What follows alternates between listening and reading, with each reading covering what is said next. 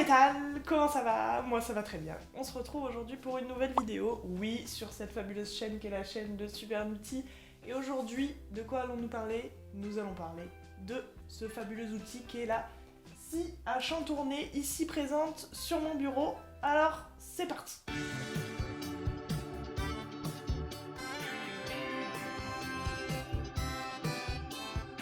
Alors la première question c'est à quoi sert réellement une scie à chantourner? C'est une très bonne question. La scie à chantourner, elle sert à découper du bois, majoritairement, mais elle peut aussi découper certains plastiques et certains métaux selon la lame que vous y mettez.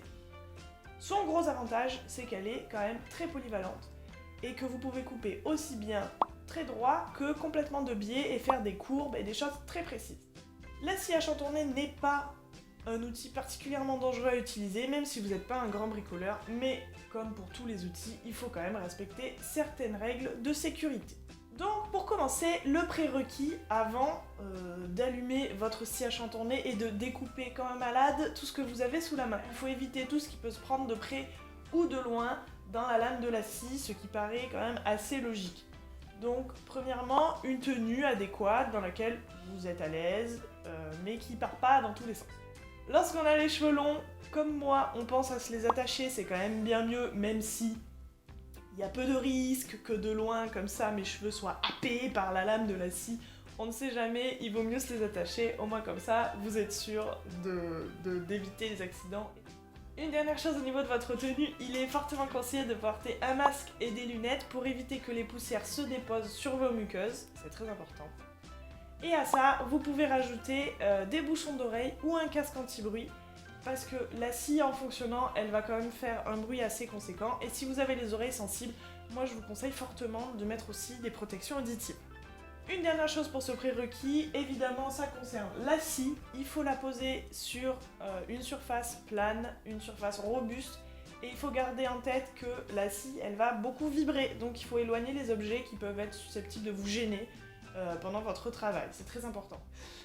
Alors maintenant qu'on a notre prérequis, vous allez me dire, allez c'est bon, on allume la scie, on y va, c'est parti. Non, non, non, non, non, non, on a encore plein de choses à régler avant. Et on arrive donc dans cette partie 2, le réglage de la tension de la lame. Parce que la tension de la lame est quelque chose pour moi qui est extrêmement important. D'abord, en ce qui concerne le choix de la lame, il faut garder en tête que selon la matière que vous découpez, il faut des lames différentes. Je ne suis personnellement pas experte en lames puisque je ne découpe que le bois, donc j'ai des lames pour le bois.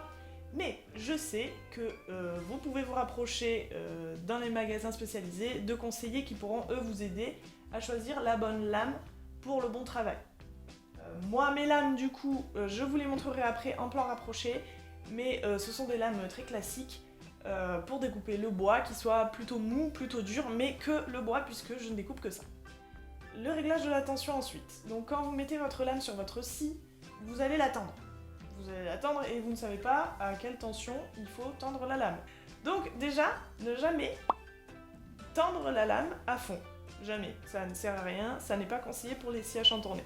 Si votre lame n'est pas assez tendue, quand vous allez travailler, la lame va se déloger de son emplacement et elle va partir, tout simplement.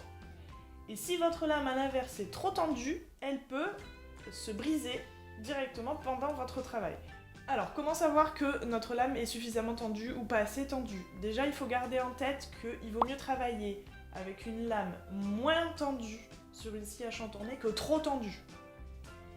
Donc, moi, ce que je vous conseille, c'est de tendre votre lame un petit peu, mais pas trop, et pendant votre travail, du coup, de voir comment la lame se comporte. Si vous trouvez que la lame bouge beaucoup, vraiment beaucoup, quand vous appuyez la pièce de bois contre elle, c'est certainement qu'elle n'est pas assez tendue, donc vous pouvez retendre un tout petit peu.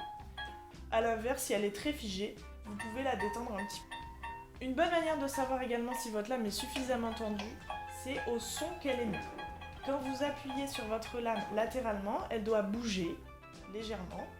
Elle doit rester bien dans son emplacement, mais elle doit bouger. Elle ne doit pas être complètement fixe et très tendue. Non, elle doit bouger quand vous appuyez dessus. Et quand vous la grattez, comme une corde de guitare, quand vous la grattez, elle doit émettre un son.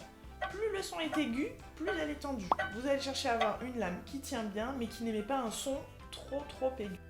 Une dernière chose à prendre en compte, c'est l'épaisseur de votre pièce de bois.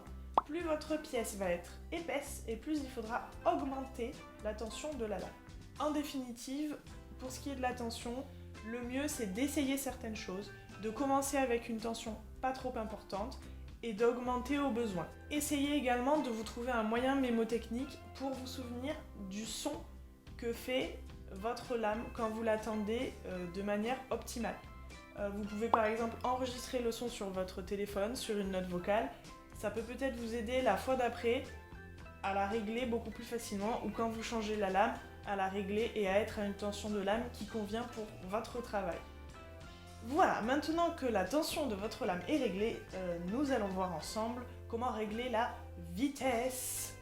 Donc la vitesse va s'apparenter à la vitesse de coupe de votre scie à chantourner, donc les allers-retours qu'elle fait de haut en bas. Le réglage de la vitesse est quand même moins primordial que le réglage de la tension à mon sens personnel, cependant il est quand même important, vous allez voir, parce que ça change quelques petites choses. La vitesse, elle va influencer sur la précision de votre travail. Plus votre vitesse de coupe sera basse et plus vous allez gagner en précision. Si par exemple vous n'êtes pas habitué à utiliser la scie à chantourner ou que vous devez faire des découpes très précises et très sinueuses, moi je vous conseille de mettre sur une vitesse quand même pas très grande.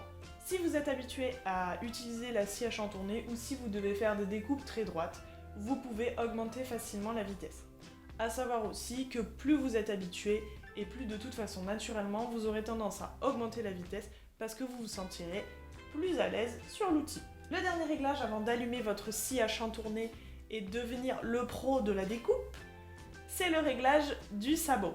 À quoi sert le sabot? Le sabot sert tout simplement à bloquer votre pièce de bois pour qu'elle ne se balade pas dans tous les sens pendant votre découpe.